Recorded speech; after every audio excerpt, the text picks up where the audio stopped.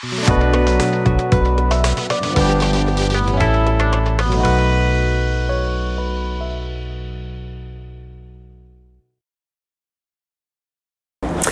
वालेकुम, इफ्तिखार टॉक्स में खुशामदीद। मैं हूं डॉक्टर इफ्तिखार।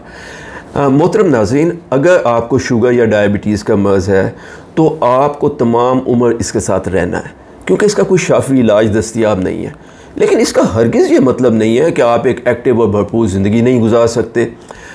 आज की वीडियो में हम नहायत सादा अल्फाज में आपको ये समझाएंगे कि आखिर डायबिटीज़ या शुगर का मर्ज़ है क्या और ये जिस्म को कैसे मुतासिर करता है, ताकि आप अपनी शुगर का बहुत अच्छे से समझ के ख्याल रख सकें, ताकि उसके नतीजे में आप बिल्कुल नॉर्मल लोगों की तरह अपनी ज़िंदगी इंजॉय कर सकें, बिल्कुल वसीम अकरम की तरह, जो पिछले 26 साल से डायबिटिक होने के बावजूद एक नहायत एक्टिव ज़िंदगी गुजार रहे हैं। तो आइए ज़रा समझते हैं कि शुगर असल में है क्या, डायबिटीज़ किसको कहते हैं। तो मोहतरम नाज़रीन, बात यह है कि हमारा जिस्म जो है वो तकरीबन 50 खरब यानी 50 ट्रिलियन सेल्स यानी खलियों से मिलकर बना है। बिल्कुल वैसे जैसे मकान ईंटों से मिलकर बनता है। मकान ख्वाह छोटा हो या बड़ा, बने सारे के सारे ईंटों से होते हैं। छोटे मकान में कम ईंटें होती हैं, बड़े मकान में ज़्यादा ईंटें होती हैं।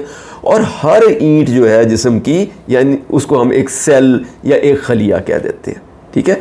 अब इनमें से हर सेल या हर खलिया जो है वो एक फैक्ट्री है जो कि किसी ना किसी काम में मसरूफ़ है। मिसाल के तौर पे अगर गुर्दे का सेल है तो उसका काम यह है कि जिस्म में से जहरीले मादे चूस के उनको पेशाब के रास्ते जो है वो खारिज करे।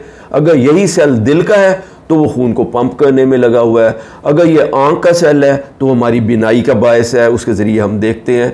इसी तरीके से हमारे जिस्म में मैदे के पीछे एक ग्लैंड होता है जिसको लबलबा या पैंक्रियाज कहते हैं। तो पैंक्रियाज में कुछ ख़ास सेल्स होते हैं जिनको बीटा सेल कहते हैं। ये बीटा सेल्स जो होते हैं एक रतूबत पैदा करते हैं, उसको इंसुलिन कहते हैं।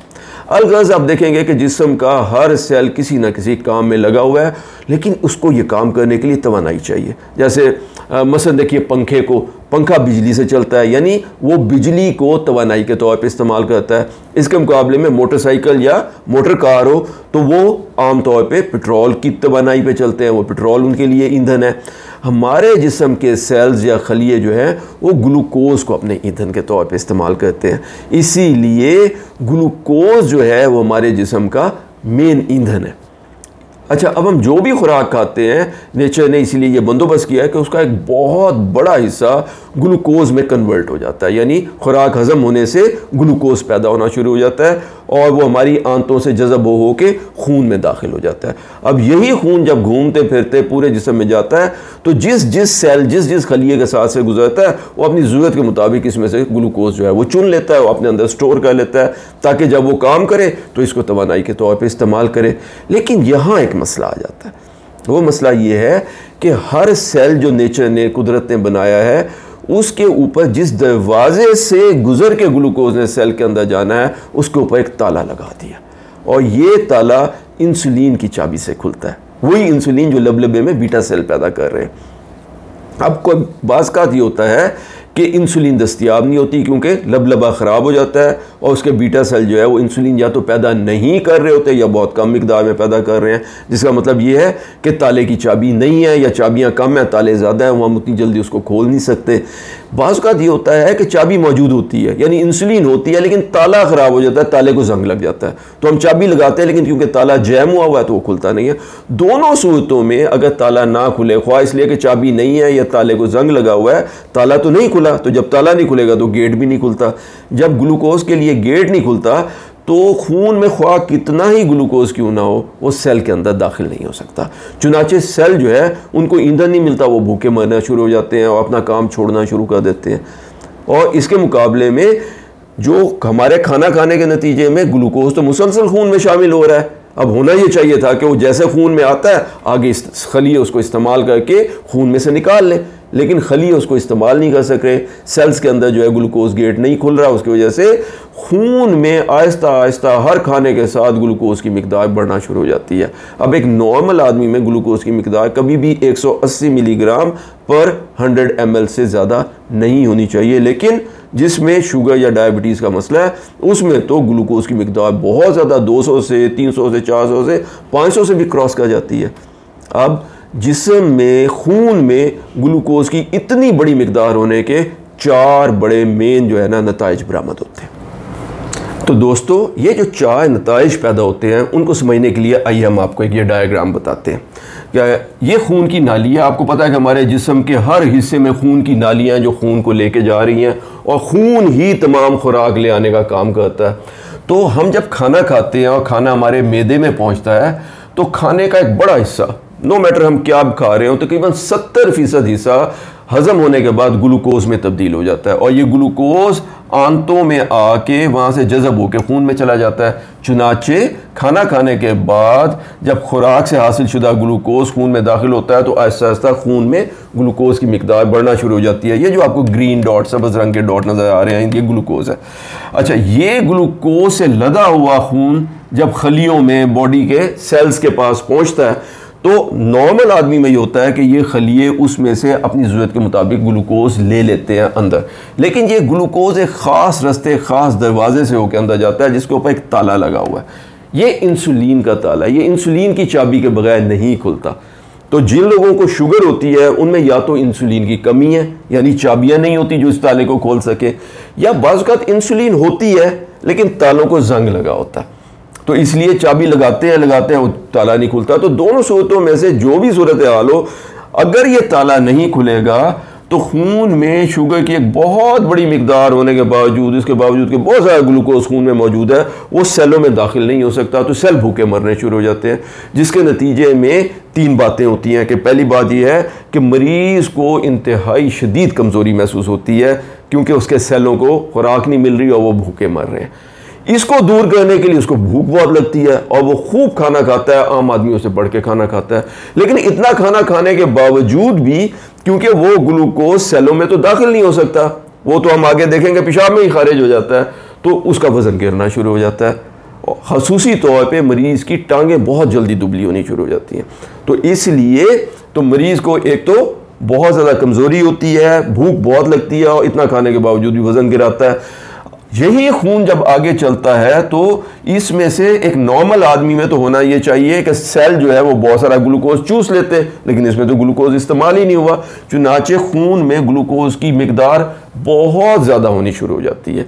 एक नॉर्मल आदमी में इसको कभी भी 180 मिलीग्राम पर डेसीलीटर से ऊपर नहीं जाना चाहिए, लेकिन शुगर के मरीजों में तो ये 200, 300, 400, 500 तक 600 तक पहुँच जाएगी, जैसा कि यहाँ 374 पे पहुँची हुई है ये ग्लूकोमीटर पे।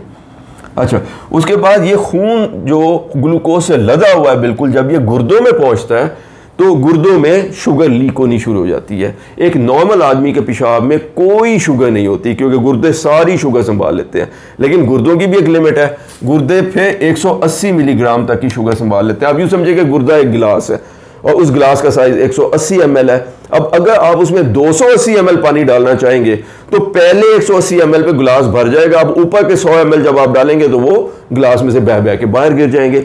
बिल्कुल इसी तरीके से अगर शुगर की इतनी बड़ी मिकदार मौजूद है तो पहले 180 ml से तो गुर्दा भर जाएगा, बाकी जितने आती जाएगी शुगर वो बह बह के पेशाब में से खारिज होनी शुरू हो जाएगी।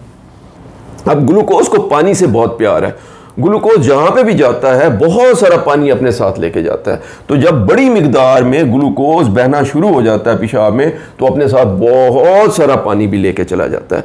इसकी वजह से मरीज़ को अलामात पैदा होती हैं कि उसको बहुत ज़्यादा पेशाब आता है, बार बार रात को भी 2-2, 3-3 दफ़ा उठता है और हर दफ़ा उसको खुल के बहुत सारा पेशाब आ जाता है।